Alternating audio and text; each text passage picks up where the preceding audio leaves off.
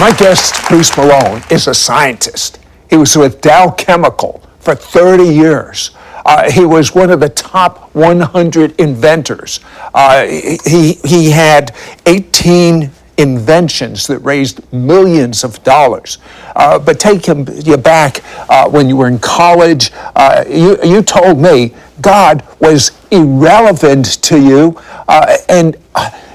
but you had a deadly virus, and because of this deadly virus, you came to your senses and became a believer in the Messiah. But what I want him to tell you as a scientist that could not possibly believe in creationism, that could not possibly believe that there was a worldwide flood, he goes to church shortly thereafter and he hears a lecture by a creationist. What effect did it have on you? Well, it shook my entire view of reality. I mean, everything I'd been taught said this earth is billions of years old, and yet this speaker was showing how fossils could not possibly be billions of years old. And the more I studied it, the more I realized that's true. I mean, if you think about a fossil, it's a dead animal caught in a rock layer. And yet, if you have a fish that dies in your aquarium, it doesn't turn into a fossil. It doesn't fossilize. It's just eaten up and deteriorates and turns into food for other animals. And so what makes a fossil then? In order to make a fossil, you have to have something die and be buried very deeply and very rapidly, and then lots of water flush through the rock layers as the sediment is turned into rock. And yet there are billions of dead things turned into fossils in the rock layers covering this entire planet. It's testimony that this entire globe has been deluged by an incredible flood in the fairly recent past. And what effect did that have on you? Well, I realized what I'd been told about world history couldn't possibly be true, because the very rocks themselves don't match the characteristics of these huge time periods. But you also found out that this whole thing you believed, this theory of evolution, was false. Tell me one of the major reasons. Well, I'll give you two major reasons. When you go to the bottom of these rock layers that were laid down underwater, they were all laid down underwater, you find enormous gaps between every very different kind of creature. You'll find single-celled organisms and then starfish with nothing in between. How do you do that? How do you go from a single cell to a starfish and leave nothing in between? It's like it was created. There are starfish and lobsters and coral and different kinds of animals, very different from each other, with enormous gaps. Second, we have very recently been discovering dinosaur bones that have totally unfossilized, soft, stretchy tissue inside the bones. Now, Sid, think about this. If your grandfather's dog died and he buried it in his backyard, and you came back 50 years later and dug in that spot, would you find any bones left, any soft tissue left? No. You wouldn't. It's because it'd all be decayed. All things that used to be alive totally decay. They turn back into molecules that totally disappear. Now, fossils are tissue that have turned into rock, but inside of that rock we find soft tissue. It can't be there unless those bones were buried very recently. And we have found dozens of these dinosaur bones with soft tissue in Montana, in Siberia, over in Europe, around the world, still with soft tissue inside of them. So where did we get the Earth is a billion years old or whatever? Well, you have to realize what's going on in science. There are only two possibilities to explain everything. I mean, pretend the entire Earth is represented by this puzzle, this box. Okay. Either the puzzle made itself, either all the pieces, which are like the animals we find all over the earth, made themselves, or something outside of this box made the box. Science has been defined as only allowing natural processes. So what you're saying to me is you're telling me over 1 billion years that I could throw these pieces like this and they'll all make themselves into a puzzle. You got more faith than I got. Exactly. That's the way science operates. Let's just pretend it made itself. But I'm telling you, the laws of science show us it couldn't have made itself. And the evidence from the rock layers say they were laid down rapidly. I'm going to tell you something. The evidence that he has, it's irrefutable. I want you to think for yourself. We're going to come back and you're going to find out something that is as ridiculous as these pieces of puzzle making them the earth is. What do you say about the book called the Bible that says the earth is a little over 6,000 years old? Well, what you're not hearing about, Sid, is that the vast majority of dating methods indicate a very recent creation. But to explain life without God, you've got to have enormous periods of time. So they only pick the methods that seem to indicate, well, maybe there has been a lot of time. Let me just explain one, radiocarbon dating. Everybody's heard about that. And I'll show you why it really supports a recent creation. All of our bodies are made of carbon. A certain amount disappears every so often. So as soon as you die, it starts disappearing. Say the carbon in your body is represented by this sheet of paper. After so many years, half of it disappears. After so many more years, another half disappears. So many more years, half disappears, and then half more disappears, and then half more disappears. We can measure how fast that happens today. But you see what's happening? You get less and less and less and less until eventually you don't even have a single molecule of the paper left. So scientists measure how much something has died, they dig it up out of the ground, they measure how much radiocarbon is left, and they calculate, well, then it must have been alive thousands of years ago because there's hardly any left. This is what you're not told. This is what students aren't told. We can dig up dinosaur bones or coal that was supposedly buried hundreds of millions of years ago. There shouldn't be a single atom of radiocarbon left, just like you can't keep dividing the paper over and over again. And yet we find like this much radiocarbon left in those things. It says those dinosaur bones, those coal seams, couldn't possibly be as old as we're told because there's enormous amounts of this radiocarbon left in them. So could it be what the Bible says, a little over 6,000 years old? See, that's what I explain to people when I go out and I teach in churches and in schools. The vast majority of the evidence indicates those things are very young, exactly as the Bible indicates.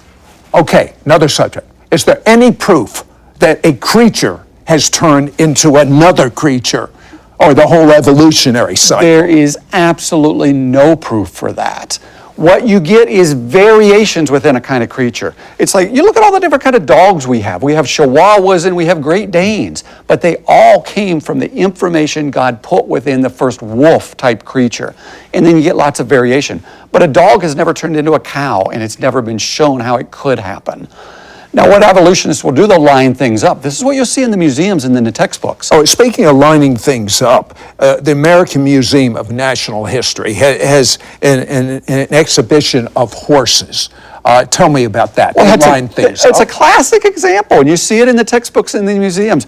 They'll line up creatures that had 3 toes, and then creatures that have 2 toes, and then creatures that had a single hoof, and it'll be a small creature, and then a medium-sized creature, and then a big creature, and they'll say, see, that proves the horse evolved from a different creature.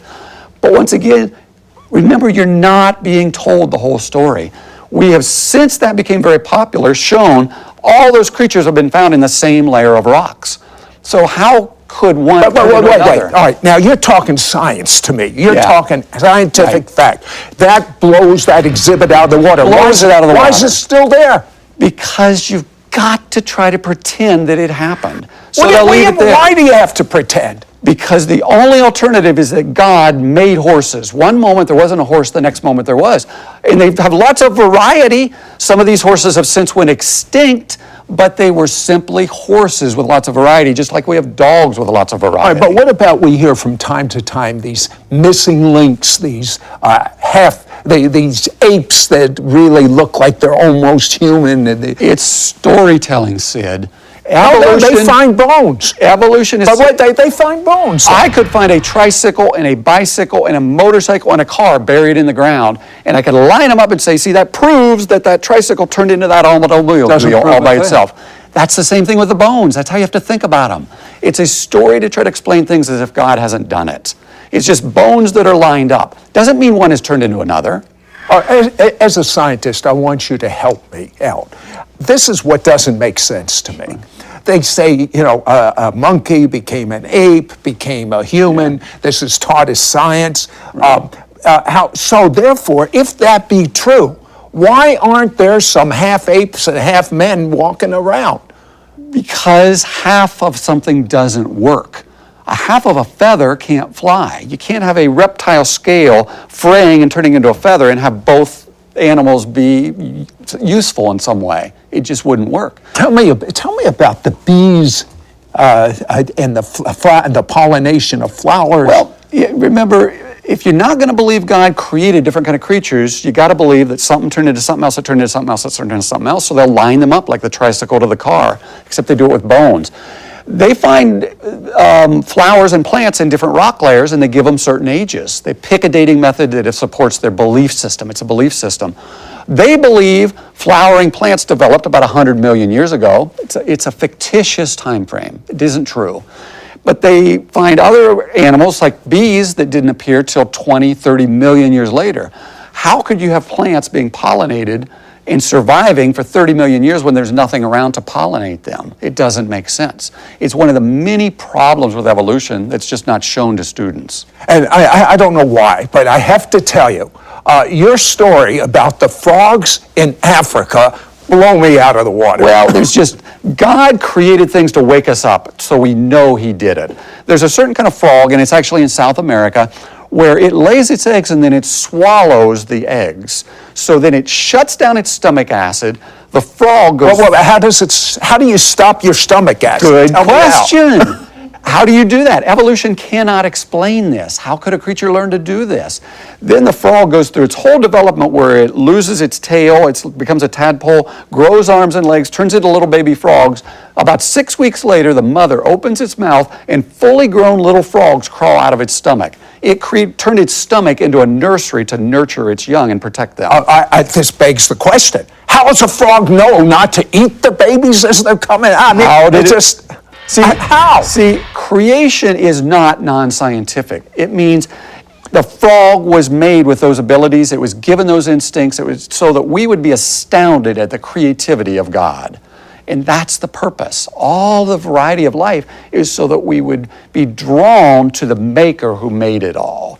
And yet we pretend it all made itself. But why didn't you see this as a scientist that said God was irrelevant? Why didn't you see these things? Because if you can take young children, and from when they're small children watching shows about dinosaurs, pour into them this idea generation has mutations. So we would think by doing this with millions of fruit flies... What kind of mutations? It's changing the information on their DNA code. But what you get are fruit flies with different colors, fruit flies with twisted wings, fruit flies with different numbers of bristles, fruit flies with legs hanging out where their eyeballs ought to be. We've never gotten a new creature. We've never gotten a new organ. We've never gotten a new functioning feature. We've never gotten anything that's useful. That experiment shows mutations don't create new kind of creatures. So how come we're taught this on TV? Because if you don't want to believe God did it, you just have to make up a story. You've got to come up with some way to explain where new information comes from, so they grabbed mutations and they ran with it. Okay, Grand Canyon. Magnificent. Millions of years in the making. You say different. The key event in the Bible to explain the world and the way it looks is the worldwide flood. This flood was real. This entire globe was resurfaced. There would have been rapid movement of the continents. As the continents shoved together, it shoved up the mountain chains of almost a year after that flood started, and the water rushed off the surfaces of this newly laid down sediment and rock layers that were filled with fossils. That's where they came from. That's how it fits into the Bible. Well, as this water was rushing away, it carved out the Grand Canyon very, very rapidly. Give me an example as a scientist of this happening rapidly, that you know of. There's a very modern example. In Washington State in 1980, Mount St. Helens blew up. It was a volcano where the whole top of the mountain slid down into the valley. Trillions of pounds of sediment were instantly pulverized and turned into a fluid that flowed down into the valley. And when that happened, it laid down a new layers of rock up to 600 foot deep. Later, water backed up. Months later, it flushed through this area of this newly formed rock layer that had flowed as a liquid, and we see these perfectly horizontal seams of sediment that formed in a matter of minutes in this layer. It shows how the layers of the earth formed, not over millions of years, but very rapidly during this world restructuring flood Okay, you talk about a flood because the Bible talks about a flood. But certainly there would be records of this flood in different cultures all over. Well, and that's exactly what we find. You can go onto the internet and you can Google flood stories. You'll come up with websites that list hundreds of cultures that have a remembrance that there really was a flood upon this planet. How about Native Americans? Tell me what you found. Well, I found just a phenomenal record from the Delaware Indians. They're one of the earliest American Indian tribes that migrated through Alaska, down across Canada, and then spread out across the United States. They have a record of where they believe everything came from that exactly parallels the biblical account of creation. The Great Spirit hovered over the waters, and then he made mankind, and then evil came into mankind and distorted things and deceived mankind. But then they talk about a world-covering deluge that came and destroyed the entire globe. This isn't the Bible. This is a totally separate culture from the Bible. Now see, all people spread out across this globe after this flood. The Egyptians, the Chinese, the Incas, the American Indians, they spread out after the flood, but they took with them a remembrance of this flood, and that's exactly what we find. Tell me about the seashells. We find seashells at the top of Mount Everest. Mount Everest is 28,000 feet above sea level, and yet there are fossilized seashells that high above sea level. The reason they're there is because those mountains were pushed up at the end of Noah's flood, and they contained all of these dead creatures that had been compacted into new rock layers formed during this flood. The Bible talks about, in addition to giving evidence as to how things were created, because the evidence is from the Creator. It talks about in the last days there'll be scoffers that won't believe what God says. Yeah, you're referring to 2 Peter 3, verse 3. It says, "In the last days scoffers will come, saying everything's continued as it has since our fathers fell asleep." In other words, slow, gradual processes explain everything. That's where the days we live in today. We are living in what the Bible calls the last days. And then it says these scoffers will specifically say there was never creation out of water, a reference to God created everything as he hovered over the waters of the deep, and there's never been an earth flooded by water.